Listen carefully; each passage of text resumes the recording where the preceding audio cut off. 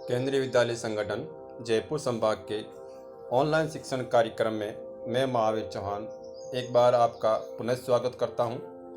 आपने इस वीडियो के प्रथम भाग में इन सवैयों की ध्वनि को सुना और कवि परिचय प्राप्त किया था। अब आप दूसरे भाग में इनकी व्याख्या और एक एक करके सवैयों के बारे में जानेंगे। उसके पश्चात आप शब्दार्थ को पहचानेंगे, शब्दार्थ का अर्थ ग्रहण करेंगे और अंत में आपको इन सवैयों से संबंधित प्रश्नोत्तर आपके समक्ष प्रस्तुत किए जाएंगे। तो आशा है कि आप दूसरे वीडियो को भी ध्यान से सुनेंगे और देखेंगे ताकि आप इन सवैयों का रसास्वादन कर पाएँ। तो अब प्रस्तुत हैं आपके समक्ष प्रथम सवैया।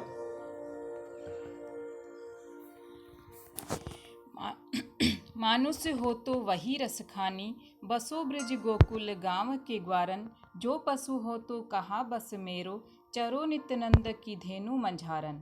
पाहन हो तो वही गिरि को जो, कियो हरि छत्र पुरंदर धारन। जो खग हो तो बसेरो करो मिली, कालिंदी कूल कदम्ब की डारन। इस प्रकार अभी आपने इस सवैये को सुना।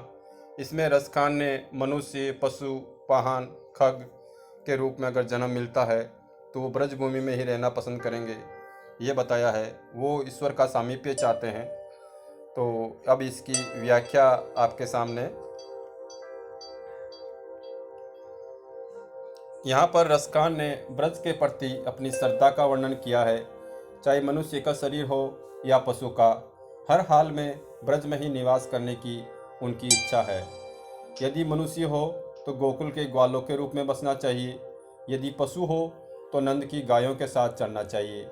यदि पत्थर हो तो उस गोवर्धन पहाड़ पर होना चाहिए जिसे कृष्ण ने अपनी उंगली पर उठा लिया था। यदि पक्षी हो तो उन्हें यमुना नदी के किनारे कदम की डाल पर बसेरा करना पसंद है। इस प्रकार यहाँ पर कवि का अपने आराध्य के प्रति समर्पण भाव प्रकट होता है। अब आपके सामने दूसरा सवैया। या लकुटी अरु कामरिया पर, राज तिहुपुर को तजिडारो। आठों सिद्धि नवो निधि के सुख, नंद की गाय चराई बिसारो। रसखान कबो इन आखिन सो, ब्रज के बन बाग तड़ाग निहारो। कोटिक एक कल धोत के धाम, करील के कुंजन ऊपर वारो। यहाँ पर इस सवैये में भी कवि का ब्रजभूमि के प्रति प्रेम और समर्पण बताया गया है। यहाँ पर 8 सिद्धियाँ और 9 निधियों का उल्लेख हुआ है। 8 सिद्धियाँ अणिमा, महिमा, गरिमा, लगिमा, प्राप्ति, प्राकम्य, ईशित्व और वशित्व हैं। ये 8 अलौकिक 8 सिद्धियाँ कहलाती है। इन शक्तियों को हमारे ऋषि मुनि तपस्या के बल पर प्राप्त करते थे। 9 निधियों में पद्म, महापद्म, शंख, मकर, कच्छप, मुकुंद, कुंद, नील और खर हैं। ये कुबेर की 9 निधियाँ कहलाती हैं। इस प्रकार अब आप इस सवैये की व्याख्या सुनिए। ग्वालों की लाठी और कंबल के लिए तीनों लोकों का राज भी त्यागना पड़े तो कवि उसके लिए तैयार हैं। नंद की गाय चराने का मौका मिल जाए तो 8 सिद्धि और 9 निधि के सुख वे बुला देंगे। अपनी आंखों से ब्रज के वन, उपवन और तालाब को जीवन भर निहारते रहना चाहते हैं। यहाँ तक कि ब्रज की कांटेदार झाड़ियों के लिए भी वे 100 महलों को भी निछावर कर देंगे। तो इस प्रकार कवि अपने आराध्य का सामीप्य पाने के लिए सब कुछ समर्पित करने के लिए भी तैयार हैं। वे चाहते हैं कि वे किसी तरह अपने ईश्वर के पास रहे। अब आप इसका तीसरा सवैया सुनिए। मोर पखा सिर ऊपर राखी हो, गुंज की माल गरे पहिरोंगी। ओढ़ी पीतंबर ले लकुटी बन, गोधन ग्वारनी संग फिरोंगी। भावत वो ही मेरो रसखानी, सो तेरे कहे सब स्वांग करोंगी। या मुरली मुरली धर की, अधरान धरी अधरान धरोंगी। इस सवैये में गोपियों और कृष्ण के प्रति प्रेम का उल्लेख किया गया है। तो अभी आपके सामने इसकी व्याख्या। यहाँ पर गोपियों की कृष्ण का प्रेम पाने की इच्छा और कोशिश का वर्णन किया गया है। कृष्ण गोपियों को इतने रास आते हैं कि उनके लिए वे सारे स्वांग करने को तैयार हैं। वे मोर मुकुट पहनकर, गले में माला डालकर, पीले वस्त्र धारण कर और हाथ में लाठी लेकर पूरे दिन गायों और ग्वालों के साथ घूमने को तैयार हैं। लेकिन एक शर्त है, और वह यह है कि मुरलीधर के होठों से लगी बांसुरी को वे अपने होठों से लगाने को तैयार नहीं है।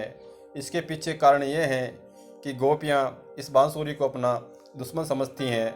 वे समझती हैं कि अगर इसको अपने होठों से लगा दिया तो वे भगवान के मोह जाल में फंस जाएगी।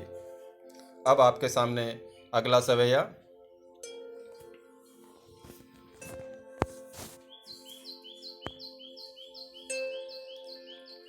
कानन दे अंगुरी रहिबो जब ही मुरली धुनि मंद बजे है। मोहनी तानन सो रस खानी अटा चढ़ी गोदन गेहे तो गेहे। टेरी कहो सिगरे ब्रज लोगनी काली को कितनो समझै है। मायरी वा मुख की मुस्कानी समारी न जेहे न जेहे न जेहे। इस सवे में भी कवि रस खान ने गोपियों और कृष्ण के बीच में जो प्रेम है उसका उल्लेख किया है। यहाँ पर अभी आपके सामने प्रस्तुत हैं इसकी व्याख्या। यहाँ पर गोपियाँ कृष्ण को रिझाने की कोशिश कर रही हैं।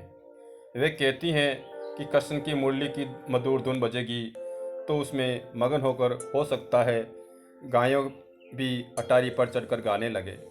लेकिन गोपियाँ अपने कानों पर उंगली रख लेगी ताकि उन्हें वो मधुर संगीत ना सुनाई पड़े।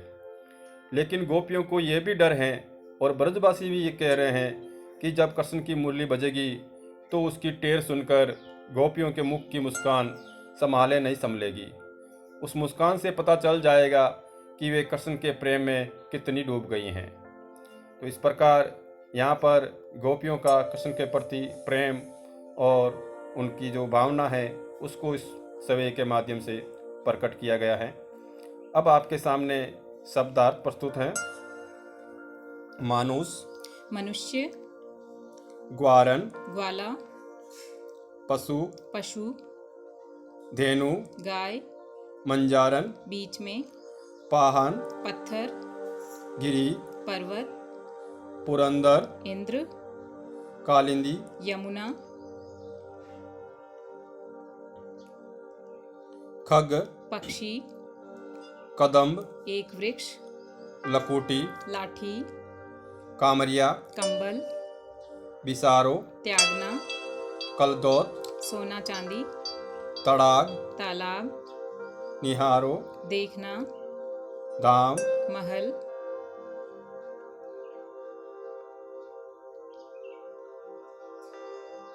वारो, न्योछावर, कुंजन, झाड़ियाँ, कोटिक, सो, पीतंबर, पीला वस्त्र, स्वांग, रूप धारण, अदरा, होठों, काननी।